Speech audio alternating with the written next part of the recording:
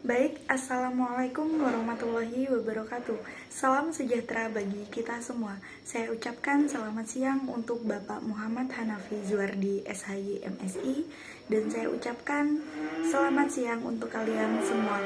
Apa kabar untuk teman-teman semuanya? Apakah baik-baik saja? Perkenalkan, nama saya Eka Lydia Salvinka. Saya mahasiswa IAIN Metro Lampung, jurusan Ekonomi Syariah. Oke teman-teman, pada kesempatan siang ini saya akan menjelaskan tentang pemikiran ekonomi Islam pada masa Khulafa ar-Rasyidin. Oke, yang pertama abstrak. Artikel ini menjelaskan tentang sejarah pemikiran ekonomi Islam di era klasik di masa pemerintahan Khulafa ar-Rasyidin. Pada awalnya, ekonomi syariah masih sederhana. Prinsip itu hanya dari wahyu Al-Quran dan ijtihad Nabi Muhammad SAW.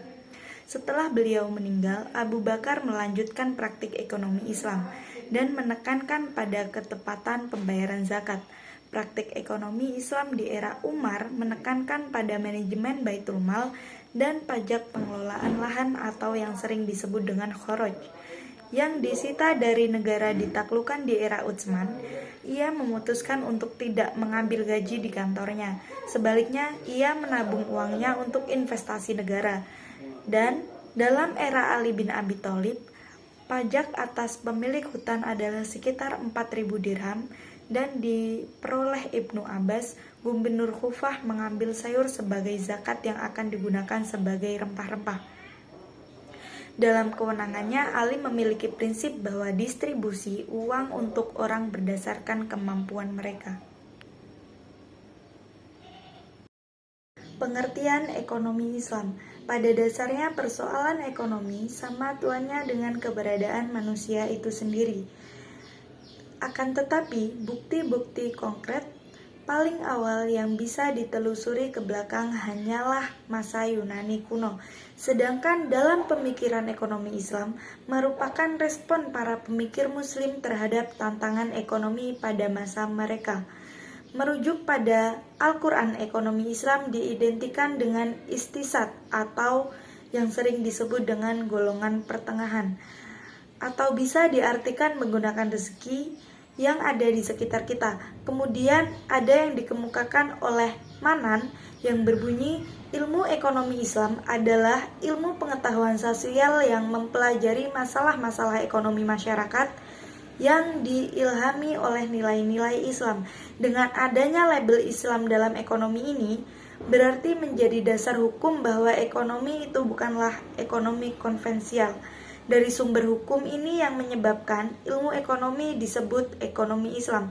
Atau kalau dihubungkan dengan sumber ajaran Islam, berarti ekonomi Islam adalah sebuah ilmu yang didasarkan atas Al-Quran dan hadis.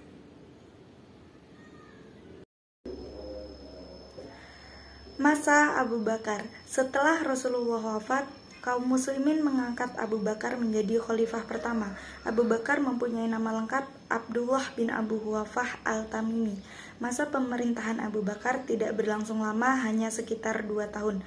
Dalam kepemimpinannya, Abu Bakar banyak menghadapi persoalan, diantaranya kelompok murtad, nabi palsu, dan pembangkang membayar zakat. Setelah bermusyawarah dengan para sahabat, ia memutuskan untuk memerangi kelompok tersebut yang disebut sebagai Perang Riddah atau perang melawan kemurtadan. Dalam menjalankan pemerintahan dan roda ekonomi masyarakat Madinah, Abu Bakar sangat memperhatikan keakuratan perhitungan zakat.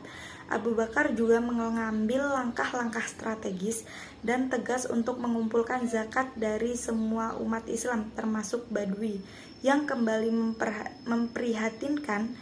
Tanda-tanda pembangkangan itu muncul kembali setelah sepeninggalnya Rasulullah SAW.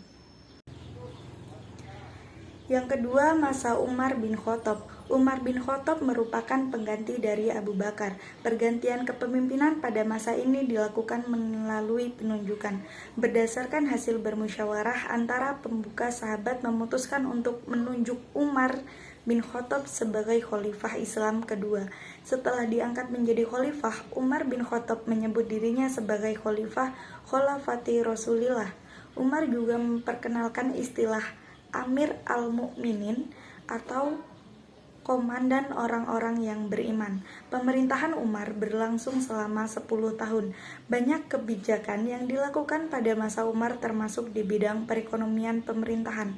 Di antaranya yaitu yang pertama, mendirikan lembaga Baitul Mal, yang kedua, pajak kepemilikan tanah atau yang sering disebut dengan kharaj. Pada masa Khalifah Umar telah banyak perkembangan administrasi dibandingkan pada masa sebelumnya. Yang ketiga yaitu zakat. Pada masa pemerintahan Umar bin Khattab, kekayaan yang dimiliki oleh negara Madinah sudah mulai banyak, jadi dianjurkan untuk mulai berzakat. Masa Utsman bin Affan. Utsman bin Affan merupakan khalifah ketiga setelah wafatnya Umar bin Khattab.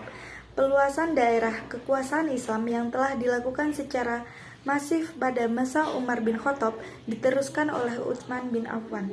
Pada 6 tahun pertama kepemimpinannya, banyak negara yang telah dikuasainya seperti Balkan, Kabul, Hosni, Kariman, dan Sistan. Khalifah Utsman membentuk armada laut kaum muslimin di bawah komando Muawiyah sehingga berhasil membangun supremasi kelautan di wilayah Mediterania.